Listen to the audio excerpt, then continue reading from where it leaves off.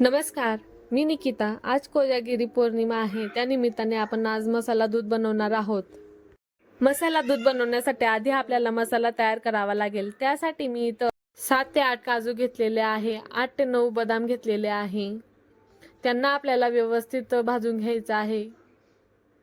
आता आपल्याला दूध गरम करून घ्यायचं आहे. त्यासाठी आधी आपल्याला कढईमध्ये थोडंसं पाणी टाकून घ्यायचं आहे. त्यामुळे आपलं खाली दूध लागत नाही.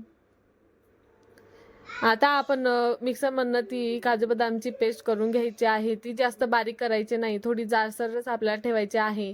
आणि त्यामध्ये छोटी वाटी मी मिल्क पावडर मिक्स केलेली आहे. अशा प्रकारे आपल्याला सर्व मसाला मिक्स करून घ्यायचा आहे. तुमच्याकडे जे ड्रायफ्रूट असतील ते तुम्ही त्यामध्ये टाकू शकतात. आता आपल्याला दूध व्यवस्थित आटून घ्यायचं आहे. दूध थोडंसं आटल्यानंतर आपल्याला त्यामध्ये केशर टाकून घ्यायचं आहे. त्यामुळे दुधाला खूप छान कलर येतो. आता दुधामध्ये आपल्याला इलायची बारीक करून टाकायची आहे आणि मी इथं थोडीशी जायफळ देखील टाकत आहे. आता आपण तयार केलेला मसाला आपल्याला दुधामध्ये टाकून घ्यायचा आहे. आपलं दूध व्यवस्थित आटून झालेलं आहे. आता आपण त्यामध्ये साखर टाकत आहोत. मी इथं 5 चमचे साखर टाकत आहे. तुम्ही तुमच्या अंदाजानुसार कमी जास्त करू शकतात. आता तुम्ही बघू शकता आपला मसाला दूध तयार आहे.